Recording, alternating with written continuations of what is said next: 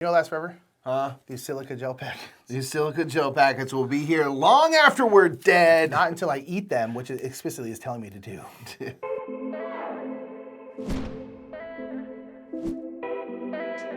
Oh, you're not supposed to eat them. Don't eat those, gosh. I will stop now. Legally, we have to say that. Please don't eat those. It's just, they could choke on them. Just yeah, don't do exactly. It. Sometimes That's they're not candy.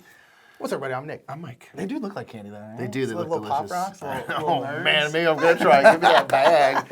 We're here to talk about forever games, man. We are. Games that you can play forever. No expansion needed. Now, it's not saying that we don't also enjoy, many of these games do have expansions, that we don't enjoy the expansions for them. We're just simply saying that in the base game box, this creates endless entertainment. Yeah. And you could get by just fine with it. And, you know, not every game has infinite replayability, which is also not the end of the world. Also fine, yes. But it's cool when it does happen. It's nice when you get a game that you can kind of play for the rest of your life. And again, we're kind of saying no expansions. Having expansions in a list like this would be totally valid. But something like Dominion, it's like just base Dominion, I don't think you can play forever. There's a billion expansions for it, so everything all together, you definitely could. Sure. But it's like one of those things where like, you know, let's try and keep it, challenge ourselves a little bit for the list, and just try and keep it just to base games. Also, real quick, we're gonna kind of do over on our Patreon, the other side of this coin, we're gonna talk about 10 games that are kind of like 1 or 2 plays, and it's like, that's kind of it. It's not necessarily that those plays will be bad, but there are some times where you see the end of the road and you get there kind of quick. You're like, this okay, game's not got the most legs. I'm gonna pass it on. You know, and that's me over on Patreon. Hi. So normally at this point we do like some silly little subscriber pitch where we're trying to make you laugh. We have a little sketch going on or something like that. We're not going to do that today because we're really, really close to 50,000 subscribers, which in general, but especially in board game content creation, is an absolutely enormous milestone to hit.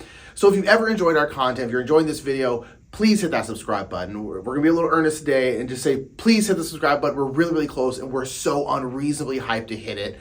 So if you like what we do, hit that subscribe button. We really appreciate it. Number 10 is, what we're going to say is going to be Cartographers.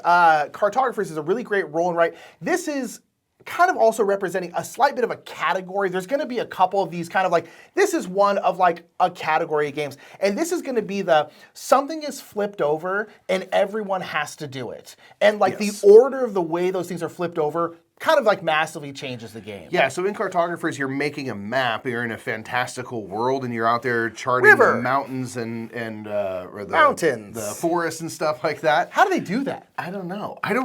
Generally, don't know how cartography works, but it's pretty amazing. It's pretty cool. But you are doing this, and each round, you're going to have cards getting flipped out that are going to show a land type or types, and then a shape or potentially 2 shapes.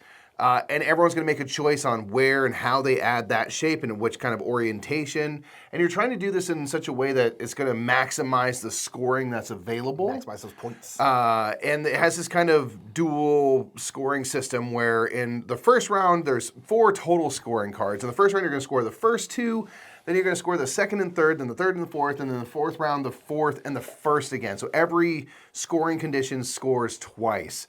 And the timing of that, you know, after the second round, that second scoring card is done for the game. So if that was based on the forest and stuff, I need to shift my attention away from the forest because it's not necessarily valuable anymore. And I think that's where like the kind of infinite replayability of Cartographers, I played this a ton, you played this a ton, play on the app. So many times. Is because like the order that the cards come out that show those land types will always be different because you're shuffling up. Even if the scoring was the same, it would always still be a different game. It'll always be different. The scoring cards, which versions of them come up, which order they're in, all those things are massively important to like what you might try to build. Yeah. And we always enjoy games where it's like we all have access to the same thing, but of course we're going to make different decisions about how we use those. And so our maps will end up very different despite having the same order of cards and having to add stuff in the same, kind of sequence.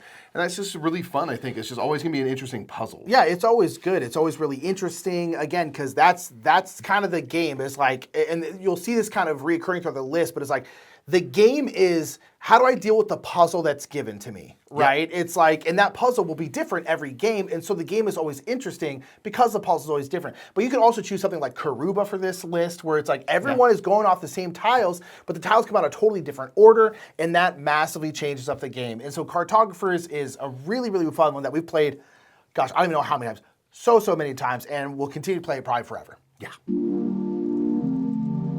Cobb. Cobb. Cobb. We call it Cobb now. Capital C, lowercase o, capital B. Castle Burgundy. Castle Burgundy. Is what we're saying. Cobb. Cobb. There's Corn on the lots castles of of corn Burgundy. there in Burgundy.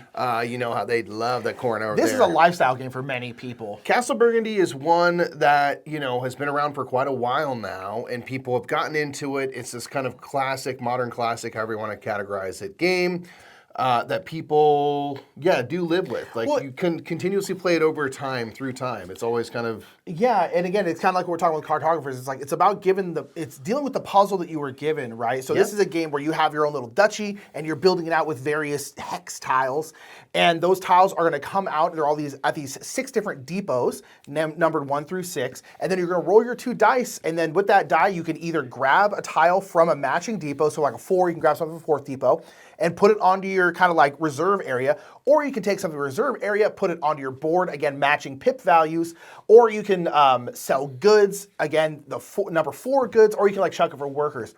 And it's just always interesting. And the thing about Castles of Burgundy, kind of a testament of it, is like this is a game that's been around for a very long time. It's still such a lifestyle game for some people. Play it hundreds and hundreds and hundreds and hundreds of times. And up until like the big crazy version from like Awakened Realms, stuff like that, there's never really been like a big expansion for it. There's been some little expansions. There's been like map expansions where like the boards can be different, and those can change up the game. But it's like, it goes to show that like it doesn't need a big expansion. Like just the kind of how it is right here is great. And it's like, again, you can play it hundreds and hundreds and hundreds of times, and it's always interesting. Yeah, I think the order of tiles coming out being different, and then having to deal with the dice that you roll, and like, okay, well, do I want to kind of like ram through this plan I have and use all these workers and make the dice that I need, or should I try to pivot right now, get these other tiles, and maybe save my workers for a future, turn, and all the knowledge tiles that give you endgame scoring that might change what you want to do. There's just, it's always interesting and like really kind of impressive because not much changes from game to game. Not really, yeah. But there is like the variability just via the order of the tiles coming out and stuff like that. That kind of keeps us coming back. Yeah, it's just good. It's just really good. It's solid. It's here for a reason. Number 8 is going to be Yinch. Yinch, again, can kind of take the place of many different abstract strategy games. There's a reason why chess is still very, very popular. There's a reason why chess is played by millions of people, is because even though the rules are very simple and it's just an abstract strategy game, the strategies and all the different stuff are pretty infinite, and many abstract strategy games are that way. We're choosing Yinch because we both played Yinch recently for the first time and both are really into it. Yeah, so it's a little more front of mind and stuff, and I've been getting kind of more into these abstract games. I just think they're kind of fun and interesting looking. They're great puzzles, yeah. And they're just kind of cool puzzles. And so in this one you have basically these ring pieces and then these tokens that are double-sided, one for each of the 2-player colors, 2-player game. And you're going to be moving one of your rings that's on the board in a straight line as far as you want without bumping into or without going through another ring. Those do block you. And you're going to leave behind one of your tokens of your color, and you're trying to get 5 of your color of those tokens in a row in order to score. And what you're going to do is actually take one of the rings off of the board and score it, and you're trying to be the first one to have 3 points, essentially, 3 of your rings. But of course, now you're going to be operating with fewer rings on the table. Yeah. And it's a real back and forth tactical game because as your ring moves over those pieces, they will flip over to their other side. And you have to flip them over. You don't have a choice. Yeah. So better or getting worse. 5 of yours in a row is tough because sometimes you're like, okay, I need to change. If I'm like the black player, I need to change these. These are all white. Oh, I can set this up and I can go and flip over like 3 of them to black. And then now the other person has to play defense to make sure. Yeah. And there's a lot of like give and take where it's like, I know Mike is going to get his first ring off, I'm just going to let it happen and start setting myself up so then I can get mine off too. Yeah. It's really, really interesting. This kind of like sacrifices you're making where you're like, or just doing like, moving into a space that you block, Yeah, or it's like, oh, there's a big line of them right here. They're going to be able to do it. So I'm just going to go across one of them, which is just going to flip one of them over. But that means if Mike then goes over all of them, one of them is going to be wrong. Yeah. So it's like this, you're just blocking and playing defensive and getting each other's way. It's really, really interesting. But like a lot of abstract strategy game, it's like you're playing the player, right? Yeah. It's like that's what it is. The game itself is, like chess is super simple. Yeah, But it's like you're just playing about the how they player. all It's move. about positioning. It's about all that kind of stuff, which a lot of abstract strategy games are. And again, like for this list, like take your pick. You can choose like Santorini. You can choose something like Azul, War Chest. All these kinds of like Mythic Mischief is like one of our favorite ones right now. It's like you're playing the player and you're kind of figuring out how to work your pieces and work your puzzle and set yourself up and defend when possible and stuff like that. And it's like these kinds of games have been around for a very, very, very long time. They keep making more of them because they're great and they're kind of just infinitely playable. Man, I'll tell you what. Well, like, I've been back on that Feast hard. you have been, yeah. Feast for Odin is amazing. It's a humongous game. And that's kind of like where the replayability comes There's so in. much to it. This is a big old worker placement game. Has been my #1 game multiple years of my life. Yes. It's a great, fantastic worker placement game by Uwe Rosenberg. And you were basically presented with a giant map of worker placement spaces. Some require only one worker, others require 2, 3, or up to 4 different workers for the action types. And they all kind of fall into these different categories of building stuff, taking care of animals, building ships and going out and raiding, and it's this kind of big efficiency puzzle. Yeah. Because ultimately you're doing all these different actions to gain these tiles, potentially upgrade those tiles, and then put them onto your main player board, which is going to give you income, give you, every round bonuses, and there's also a humongous amount of minus points on your player board as it is uncovered. So you need to cover up all those negatives to go into the positive with your score. You start off at the very, start of the game in the negative 80s or something like that. It's a lot of negatives, whatever it is. And so you're finding all these ways to kind of efficiently gain and upgrade tiles, put them out on the board. You can potentially go visit islands to give you basically new additional boards to then have to fill out and stuff. And for us, the playability comes with the fact that there's this massive menu of options. So like how you go about working your tiles and building efficiently and stuff, there's so many ways. There's so many things you could possibly do. And so it's just fun to try to explore different things. I'm like in a game right now where you can gain ships and you can emigrate these ships, which basically take them out of commission and they go up, they flip over onto your feast board because you have to feed your people. Of course. So they help make that easier, but the ships become much more valuable. So in this current game, I've got 3 of them emigrated. I'm like, I'm just going to emigrate a bunch of ships and see what happens. And that's really fun for us just to be like, if I do this, is this useful? Is this cool? And it's just fun to explore. Yeah, it's that game where sandbox. every time I play it, I'm like, I'm just going to do this and see what happens. It's one of those kinds of games. And there's tons of these occupation cards, which ultimately aren't super, super impactful, but can change the game. And there's like a billion of them because Uwe Rosenberg always puts a bunch in there. I know people in their comments are probably going to say it needs the Norwegians. I do think the game is better with the Norwegians expansion, but I don't necessarily think the Norwegians expansion makes it more like infinitely replayable. I do think it makes it a better game, but I think just base game Feast for Odin, if the Norwegians never came out, it would still be massively highly regarded, still be infinitely playable, still be amazing. I will agree the Norwegians makes it better, but nonetheless, it's infinitely playable even just as the base game. You can just play it forever and ever and ever. There's always strategies to explore. You can always go back to strategies you tried. It's just nuts. It's a big honker of a game, and I love it. Number 6 is going to be a party game and a word association game. This is going to be so Clover. It's so good, man. It really is. This is a game where it's a cooperative kind of word association game where everyone is given this cool little dry erase Clover board, and you're given 4 cards, and these cards will have these little square cards, and on each side of the square, there is a different word, something. And so you're going to put them in your Clover, and that basically means each side of your 4-leaf Clover is going to have 2 words that are just put there randomly. So it might be like bike and table. And then basically, what you have to do then on each of your, think of a good clue, on each of your sides of your Clover, you have to write a clue that points to both of those things. So bike table would be... It's like a 1-word clue. What would bike table be?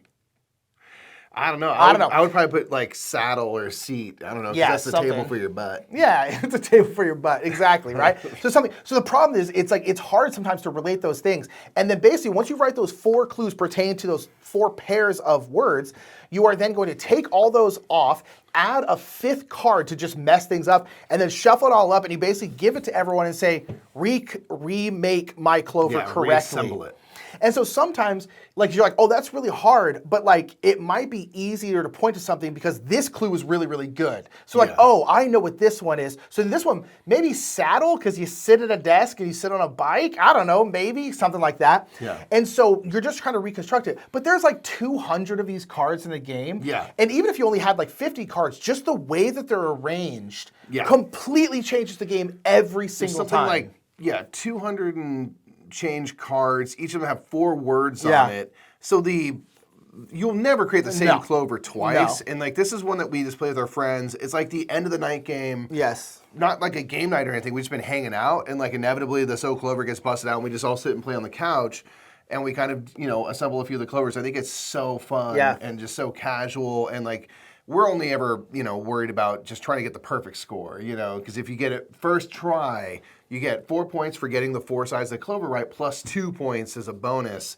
and if you miss, you take away any cards that don't work, and then they have a second go at it, and it's just like one that like. Again, I always remember the first time I saw people playing this because it blew my mind. I was like, there's no way You'll get it, you can reassemble the clover. Yeah. It just seems like there's too many options. You have 20 words. How are you going to possibly do it? And like you can do it if the clues are good and stuff. And I'm always like, I always think it's like a bit of a magic trick. Yeah. You're like, man, that's really cool. It's cool that we were able because to do these two that. words together are insane. Yeah. But you found something that like sort of points to the middle of them, and we were able to get it done. And I just think it's like really fun, a great production. The fact that you write on the clovers themselves and they're dry erase, it's just like cool. Yeah. It's a fantastic casual party game, hangout, activity, whatever you will. I just will never get tired of reassembling those things. Like clues are just fun to solve puzzles. Oh, yes, darling. I just got back from my trip to the Bermuda Triangle. I got many expensive artifacts. What's up, dude? Yes, and so... Stop just before you... I don't want to interrupt your process or whatever, but... What is happening right now? Oh, I'm pitching a new faction. I'm pitching a new faction for that game Aldara. The one we're doing an ad read for. Yeah, I'm pitching a new faction. Because all the factions are asymmetric, so I thought I could pitch a new one maybe. Maybe they'll accept it. What is your faction? Oh, we're like debutantes. We're like bougie aunts. You know how bougie aunts, they show up like every third Christmas for like 4 hours? Sure. And you're not really sure where they got their money. We're like a faction of them. Okay. Yeah. Yeah, but Aldara is like set in a fantasy world. There's like dragons. Yeah. And so like how does Bougiant fit Bougie aunts in always, with... Bougie aunts, everyone has a bougie aunt. No, but there's like space dwarves in this Well, game. are you trying to say that space stores don't have bougie aunts? Where do you think they got all that gold? What are you even holding? How Bougie does this... aunts always have weird pets. I feel like I can pitch a faction, so I'll Oh, be you right think back. you think you can pitch a faction? I'm pretty sure I can you come think up- you can pitch I'm pretty a sure I faction? can come up with a You think faction. Aldar's be interested Just in wait, your I'll show faction? you a Okay, faction that will whatever. blow your Whatever. gourd. Okay, fine. All right, hot off the presses, brand new faction for Aldara, so check it out. I'm the Burger Bowlers. Huh? You can't be the Burger Bowlers. I can absolutely be the You Burger. can't be the Burger Bowlers. How that doesn't make any dare sense. you? I can't. How do you have Burger Oh, Bowlers? it doesn't make It sense. doesn't make any sense. You are marmot. There's no bowling in this world. They're in the walking sky. On Christmas, How are you trying to bowling in do the sky? domination You really stuff. think you can be the The Burger Burger Boys? My I will faction makes strike the sense. Burger My How faction dare makes. So I don't know if they're gonna. So I don't know if they're going to use our faction, but nonetheless, Aldara has 4 different factions and 2 more in an expansion, and this is a big 4X fantasy sky pirate kind of game where you'll be moving around the board, exploring the tiles, and getting into combat. This is a very combat-heavy 4X game, but the combat in the game in general is not overloaded with rules, and it's pretty easy to get into. You will also get discovery cards during the game, which will give you ongoing powers, which will make you even more asymmetric. As you move around the map, you'll get to explore different tiles, which will give you cards, which might give you bonuses and things like that. You can get into combat with your various units, which all have different powers and can be upgraded, and you can fulfill secondary objectives. Your goal in the game is to get to 20 points before anyone else. Once someone gets to 20 points, that will trigger the end game, and then whoever has the most points at the end of the game wins. And so if Aldara seems interesting to you, make sure to check it out in the description below, and a big shout out to Sword Aim Publishing for sponsoring. Speaking of puzzles, number 5 is going to be Turing Machine. Many deduction games can fall under here. You could do I'm a massive fan of like the Search For series, Search for Planet X, Search for Lost Species and stuff. But Turing Machine is just like it's just a distilled. There's no theme. No. It's just a distilled deduction puzzle that literally has millions of combinations of different puzzles you can make. They can Yes. just be generatively made by, and they are on the website. And so you can just do a new one every single day. Yeah, you can do a new one infinitely. This is a pure logic puzzle kind of game where you are working with an analog computer. Yeah. And you are going to have a puzzle that you're trying to solve. And they're going to give you these verifiers, which these verifiers are basically going to give you the rules that this code must follow. Yeah. This code is going to be 3 numbers long. The numbers are between 1 and 5 for each of them. And there's going to be rules about things where it's going to be like, hey, there's either more even numbers or more odd numbers in the code. And you're going to be making a code of 3 numbers and then testing 3 verifiers per turn. And basically, if I put something in that has more odd numbers, Yep. so I am saying, basically what I'm presenting to the computer is the premise that there are more odd numbers Yes. than even. And if I Is that go correct? to check that and I get a check mark, it's saying that what my code is, what I've put that has more odd numbers is in, is falling within the parameters of the code. So now I know It's so that it weird. can't have 2 even numbers. Yes. So it doesn't give me all my information, but I know some stuff. I can have at most 1 even number because I have to have a majority odd. Other things might say, hey, the yellow number, the middle number, is larger than the other 2. And I can test that. If I have, 1 for the blue, 3 for the yellow, and 2 for the purple, and I check it and it's a no, then I'm saying that no, the yellow number, which in the case of me testing is the largest, is not correct. So I know that either the blue or the purple is the largest. Or and what I both, can yeah. infer from that Yeah. is that, okay, yellow can't be a 5, because that would mean by default it's the highest possible number. So you can start to pare down information. It's insanely fun to try and satisfying to have that moment with any of these deduction games where like kind of things cascade for you. All the puzzles start going in. Yeah. Well, if this can't be true, then that must be true. And if this over here is this, and this has to be that.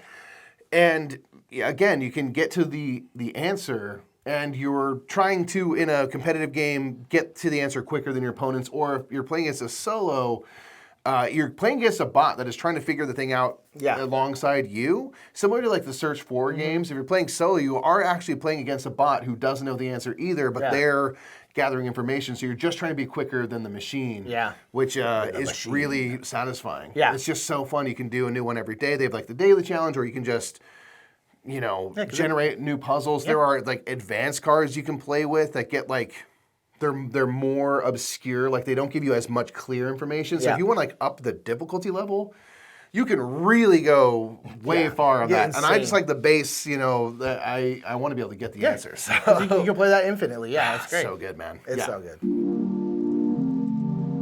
Number 4 is going to be another kind of category one. We could say the crew or scout. This is really going to be many, many, many small box card games. We'll go ahead and go with the crew and scout are kind of the ones we talk about the most because kind of like we were talking about earlier, it's like the entire purpose of the game is you are given this hand of cards. This is like true of like many trick-taking games because you can also just throw like hearts in here or spades or something like that. Because the puzzle of the game is like, this is my hand of cards. How do I make this work? How do I make this work?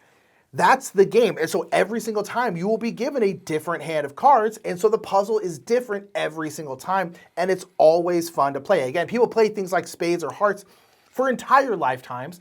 And they pass it on to their children and they pass it on to their, and it's just like, it just goes through generations of people playing like spades and hearts and stuff like that. There's a reason, it's because the puzzle is always interesting. The puzzle is what's in your hand. So the crew, we'll talk about the crew, I guess. The crew is also a trick-taking game. This is a cooperative trick-taking game where you are doing various missions, and those missions basically want you to do certain things. And so a lot of times what you're turning over these various rules that are gonna be like, I must win the pink 7. And then you kind of like, as a team, after you have your cards, draft out these rules. Be like, you know what, I think I can win the pink 7, I'll take this one. And so in the game, the crew, there's all these different missions that kind of switch things up here and there. But really, if that was just the whole game, where it's like there's just these stack of rules, you flip over a certain amount, that would be infinitely playable and is infinitely playable because it's always interesting being like, okay, someone needs to win this, someone needs to win the last trick, someone needs to do this. How are we going to divvy this up? And then can we then also execute that? It just kind of puts another layer on just a kind of normal trick-taking game. And it's just you could do it forever. Yeah. You can just do it forever. Yeah, I think it's really fun getting these, really specific requirements to succeed. And then having to, there will be some times where it's like, this is just, and we can't talk about the cards we have, No, of course obviously. not. But I'm looking at my cards, you're looking at your cards, and none of us are super confident about how we're going to do this. Yeah. And the fact that it's cooperative, and the reason we cite this game so much as one that we really recommend, is that trick-taking is a whole category of games. Yes. And one that I think is really rich and interesting, and there's so many twists on the approach to trick-taking. And I think starting with a cooperative trick-taker is a great way to kind of learn how to communicate with your cards. If I play this, what am I trying to signal to my teammates? And if we're all working toward the same goal, we are encouraged to share our knowledge about, oh, this is what I was trying to say when I did that and stuff. Obviously, you do that outside of the round. And then having the kind of campaign to progress through and having additional kind of game elements come in and add levels of challenge and stuff is really fun. But again, you could just play with, I'll have this difficulty, flip out some cards to get your missions and then have at it. It's just really, really fun. You don't need more than that. That's great. Number 3 is going to be Arc Nova. Again, a lot of this. If Mike is any indication, all the people playing on BGA constantly are any indication, this is kind of like one of those Castles of Burgundies where it's like, it just gets played nonstop. This is like the newest game on here? No, not the newest, but it's pretty cool. Well, kind of, because the next one's based off of something else. But nonetheless, this is like one of those games where it's like, it's just the puzzle is going to be different every time, and it's just always interesting and fun to play. This is a game where you're building out a zoo, and that zoo is going to be populated with various animals, and so you are getting those animals from this massive deck of animal cards, and then you are basically trying to build them enclosures and then put them in those enclosures. You are trying to get conservation, you are trying to get appeal, you want people to come there, but you also want a good conservation-focused zoo. It's just really fun. This is one of those games. You can also throw like something like a Terraforming Mars in there where it's just like, it's a game that's very card driven where their cards do different stuff. There's various tags on cards. There's lots of synergies amongst those cards. And there's a bunch of them. So it's like you're kind of working with the cards that you get throughout the game. You can make strategies, you can have plans, but then you might want to pivot those plans if you don't get the cards you want or you're getting different stuff. It's just really, really fun. And it's kind of one of those games with those kinds of heavy card-driven games that you can just go forever and ever and ever. And this is specifically not something like a CCG, like a Magic the Gathering, which of course you can play forever. Sure. Although that one would require expansions, right? Like it's interesting, What is the base game of Magic the Gathering? Can someone in the comments honestly answer that? There's several. I mean, there's a lot of like starter boxes you can I get. guess, but like, how would you even categorize that for a list like this? I think it's its whole own thing. Yeah, right? I don't think you could. This is talking about specifically still board games, still like tabletop Magic board is games. terrible, so. We don't. I just did that for the comment engagement. Yeah. Don't get it. I'm just kidding. No, or get at us in the comments. Just We want joking. that engagement, baby. Or help us for algorithm, daddy. But yeah, so like Arc Nova, Terraforming Mars, you can choose a lot of these, but Arc Nova is definitely our favorite by a pretty wide margin at this point. Yeah. I just recently replayed it as well, and I was like, God, this game Isn't is it so great? freaking good. Yeah. I love it so much. It's just great. I can attest that you can play this game for, at the very, very least, hundreds and hundreds of hours. Well, yeah. At least the video game version. Yeah. Because this is Slay the Spire. Slay the The Spire. board game, specifically. It's kind of like before it became a board game, we'd vetted it for that. Yeah, we really have. We've each put in many hours into the Slay the Spire video game, and now we put in a good many hours into the board game adaptation of Slay the Spire. Slay the Spire for us, we really think the board game did a great job. Yes, love it. Of taking the video game, which was a deck building game, which is a board game type of thing anyway. But they really did a good job of making it a cooperative experience where you're playing with multiple characters at the same time.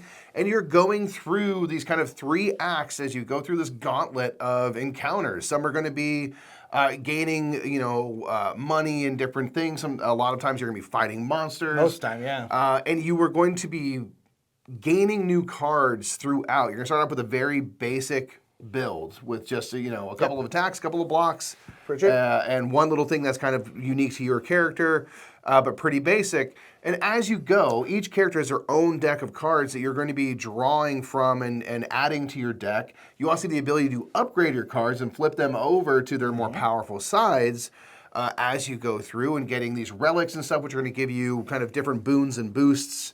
And you're trying to survive as long as you can to get to the end of the 3 acts. And for us, it's like this game is infinitely playable because It's all about that puzzle. the puzzle of like your build. Yeah.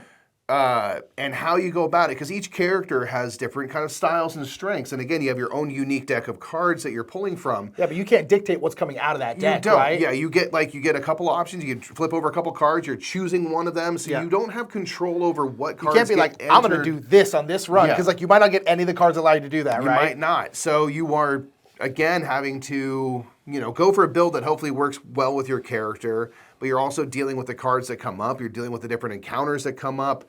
How you use your money at the shops and things like that. There's a lot of kind of considerations, and so like that's really cool. And if you play just the same character over and over and over, the build will always be slightly different. And again, they have their own strengths and things that they do, but the way you get there to building something that's robust and synergistic and stuff will always be different. And then you also have multiple characters to play that all have their own flavor and style. So if I played the Ironclad a ton, I could, be like, okay, I really got that down. I've exhausted all opportunities. Let me move on to another of the other 4 there's 4 total characters. Well, not to mention the Spire in both the video game and the board game, but particularly the video game, is generative. So it's like, it's always different too. So it's like, you can also just take a different path, and it's always going to be different. So like, there's so much stuff in this like that, where it's like switching characters alone, literally you're playing a whole different game at that point. And then you can just go back to the character you started with or whatever. But then it's like every single run is different, because you don't know what cards are coming out of your rewards deck. You don't know what the Spire is necessarily going to look like. You don't know what encounters are going to be. Even goes like, oh, let's go fight.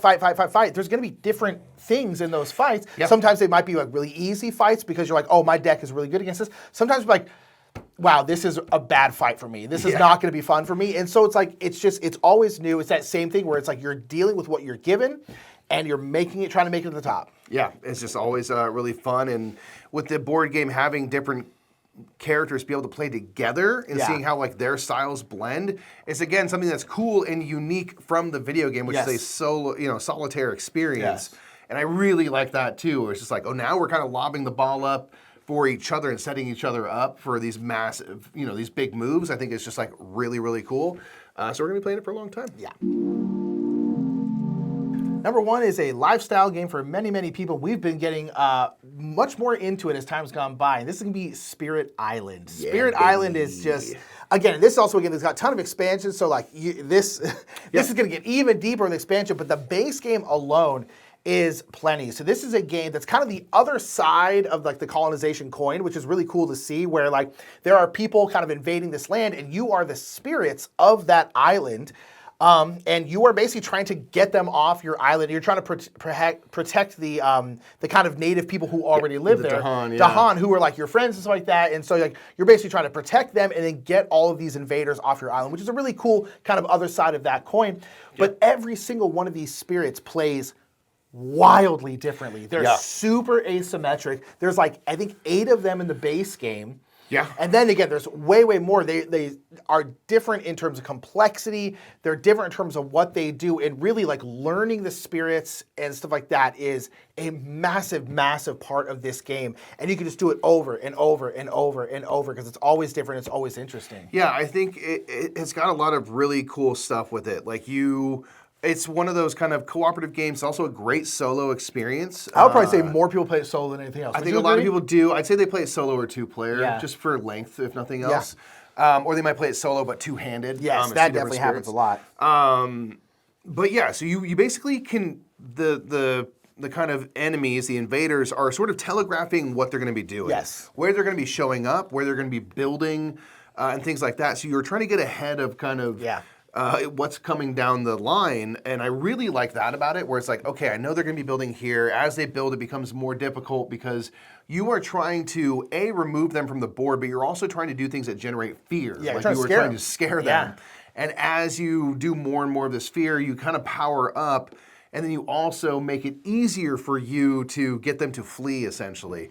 But their buildings and stuff are going to be, they're difficult to get rid of and stuff, and it kind of makes them, populate faster and stuff like that. So you're trying to get ahead of that. And I really like seeing what's coming down the line and then working your spirit. A lot of it comes down to the cards you play, the cards you acquire, and the symbols that are on these cards will allow you to trigger your spirit's abilities, your kind of innate abilities and stuff, and it's really all about that card play as well. So I'm doing what's on the card itself and trying to do some things, move around, and then I want to trigger those abilities. And each spirit is different. Some are more offensive, some are more support. Yeah. And so you're working. Some are fast, some are slow. Yeah. It's like there's like a timing element. There's just a lot of cool stuff to explore. And I feel like you could spend a lot of time on each spirit. Yeah. Some are, of course, more easier, complex than others. But you can spend a long time like mastering like how to work with this spirit, and then you have 7 others to explore. Yeah. And again, I think like any game that gives you that just in the base game gives you so much depth and stuff, and then the puzzle will be different because again, your map layout, the spirit you're playing, the order of the cards for the invaders, how they're moving around, how they're coming into into your space and doing stuff like that will always be like a challenge. It's a challenging game. Yeah. And there's a lot of things to consider. And then also in the game, there's ways to increase the challenge level. Of course, yeah. So if you start feeling like, I got this, it's like, okay, well then step it up. And there's, again, a lot of that in the base game. Of course, there's more to explore with the expansions. But I feel like you could just rock the base game and it would keep you busy for quite some time. Across all player counts, it's great. Spirit Island's one that like we're just getting up the mountain a little bit. Such like babies. We're But this is based off of like our own experience, but also just knowing that this is a lifestyle game for so many people. Yeah. It really is. It's just infinitely playable, and I'm sure a lot of people would agree because it's great. So that is our list. These are games that we think no expansion needed. You can play them forever. There's probably a ton more. Put your kind of experiences down in the comments below. Let us know what games you think. And you can throw expansions in there too if you want to, but like just basically what games do you think you can play forever? Again, reminder that over on our Patreon, we're going to have 10 games that are kind of the opposite of this coin. Great games, but they're kind of like, they got a shelf life. you got like 2 plays, and I'm like, I get it. I'm done. I get it. I've seen the game. Good game, but we're good. So make sure to check that out over there. I want to give a big shout out to our patrons. You've been seeing them scroll by here. The patrons kind of make this whole thing possible and run. We really, really appreciate it. They're so wonderful. Yeah. So we really appreciate y'all being here. Again, let us know down in the comments below. Make sure to like and subscribe. And that's it, yeah? That's it, everybody. We'll see y'all real soon. We'll catch you over on Patreon, and have a fantastic day. All right. Thank you so much for watching that top 10. Make sure to check out Aldara if it seems interesting to you. I want to give a big shout out to our month of April sponsor, which is Board Games Anonymous. They got free coffee, they got donuts, they got helpful tips for your addiction needs with board games. You bought too many board games, you got to get help. Board Games Anonymous. This is all a joke. It's so silly.